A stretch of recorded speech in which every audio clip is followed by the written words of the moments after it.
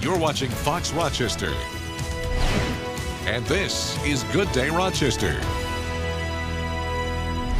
New this morning, 3 people escape an overnight house fire in Canandaigua that's being investigated as suspicious this morning. Plus, President Trump expected to announce a revised executive order on immigration today as he continues to deal with the fallout of his accusations that he was wiretapped by President Obama. Lots to get to. Good morning, everyone. This is Good Day Rochester on Fox Rochester for this Monday, March 6th. I'm Jennifer Johnson.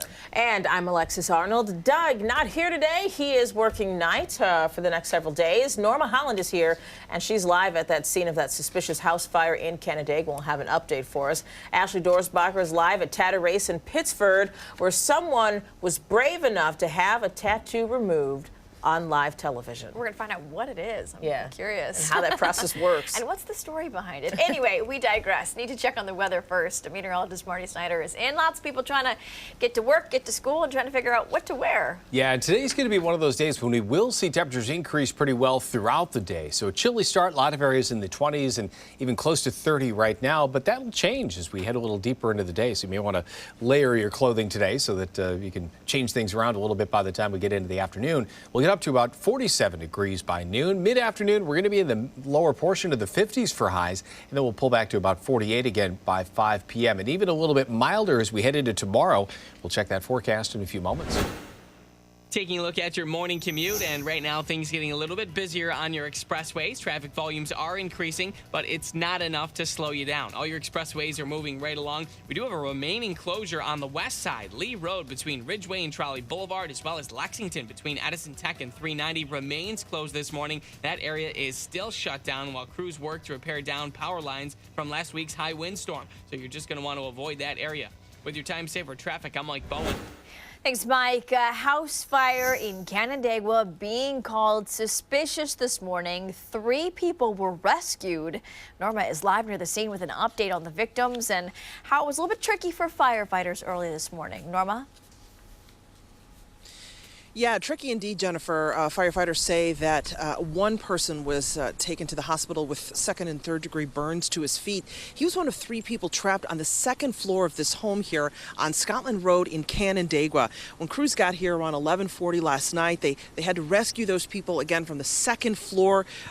One person managed to get out on their own. All 4 are at the hospital being treated for smoke inhalation. As you can see, the fire, according to firefighters, began, they believe, on the porch and then spread up through that home. It took 9 fire crews about an hour and a half to put out the flames. That the fire quickly moved through the house. Well, it's an older home, which they're made of a balloon frame type construction. So anything of that nature has a tendency to, once it's in the walls, to travel right up through from 1st floor to attic. So once we got sufficient manpower on the scene, we're able to get crews into the attic and stop its progression there. This road is not very wide, so that posed a challenge for firefighters, as well as the icy conditions out here, as well as the closeness of these homes are very close together. One home sustained damage to the siding of it, but again, 4 people managed to escape this fire. They are now being treated at the hospital, and at this point, firefighters have not said what caused this fire. They do believe it is suspicious at this point. Reporting live in Canandaigua, Norma Holland, Fox Rochester. Back to you. All right, Norma, thank you. The Red Cross is helping 8 people who escaped their burning home on Rochester's north side early this morning.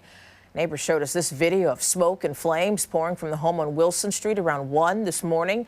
A woman living downstairs called 911 and alerted her neighbors to the danger. 6 children and 2 adults got out. That home was badly damaged. No word on what caused the fire. A 6-year-old is recovering from minor burns after a fire on Dix Street in Rochester yesterday. Firefighters tell us the 2nd floor of the home had extensive damage. No word on the cause.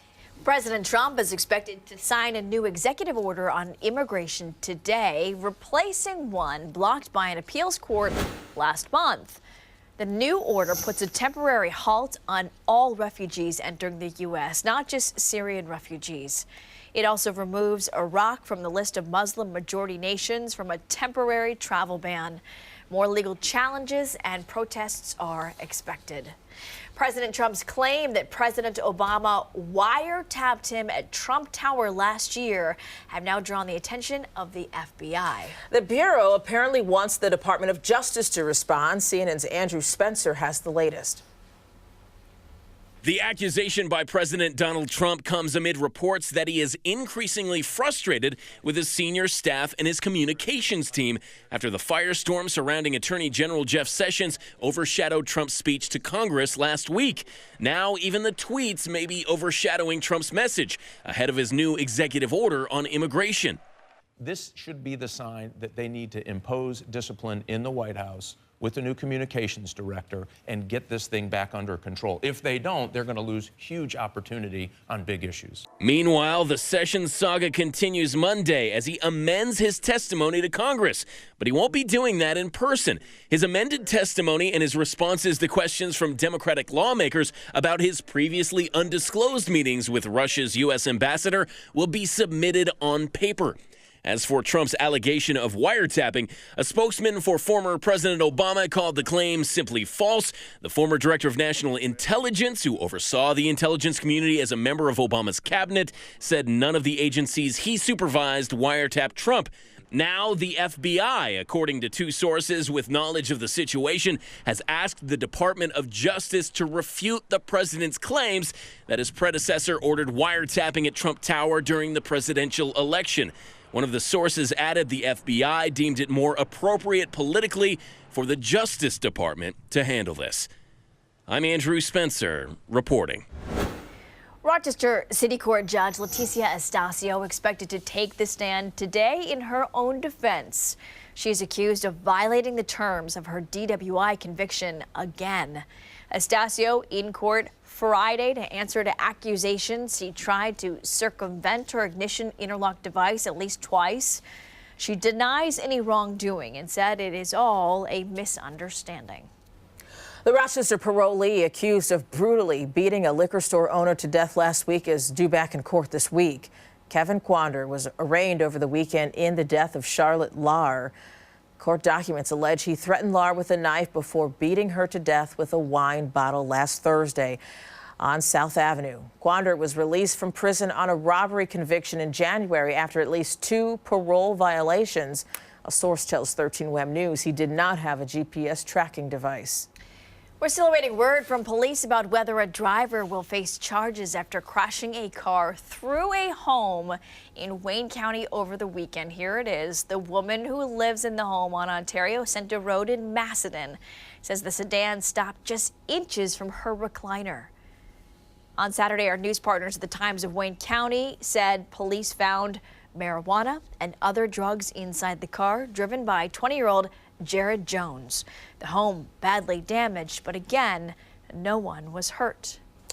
A warning now for drivers this week who use the Thruway. National Grid crews will begin replacing overhead utility lines between exits 43 and 44 in Ontario County, and that will require 15-minute traffic slowdowns.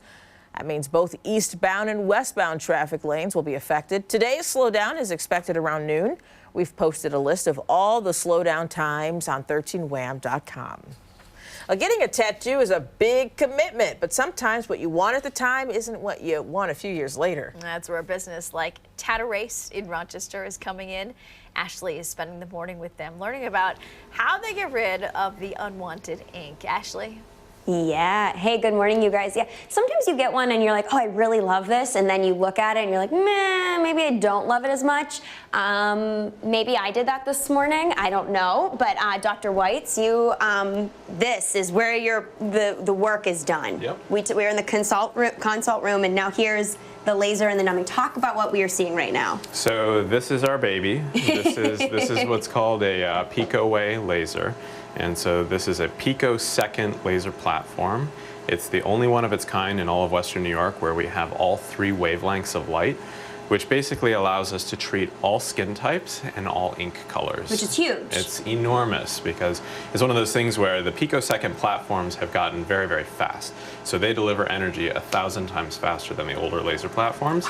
which makes the whole process go faster. It also makes it so that we can get more ink clearance with each treatment. And then the numbing, you can also kind of numb because it burns. It's a laser. You know, it's something that everybody's always concerned, what does this feel like? Is this going to hurt? And the reality is that the removal process can be very uncomfortable. Now, our goal is to make things as comfortable as possible. So we offer our patients at no extra charge 3 comfort options.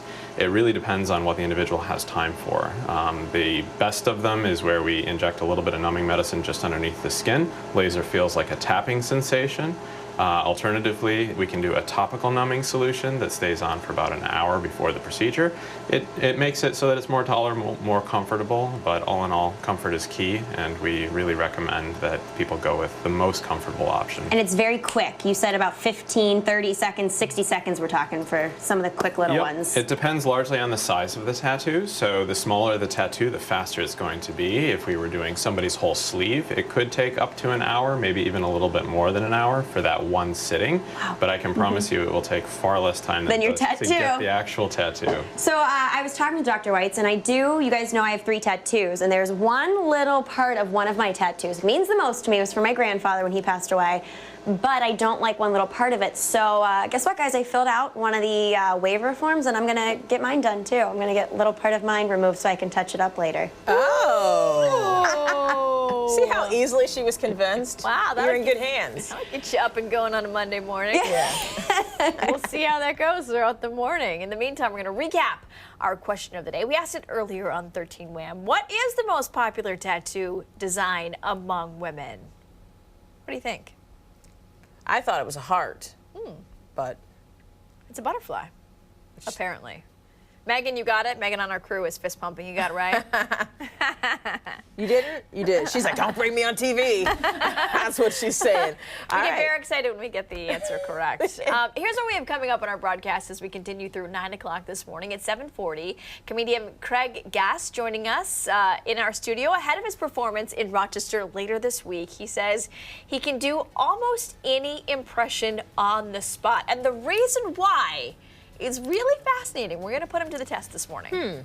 At 8:15, our weekly Health in a Handbasket takes a look at National Frozen Food Month, how frozen foods can be just as healthy as fresh foods. And at 8:40, an expert from Home Depot joining us with some advice on how to make your home energy efficient.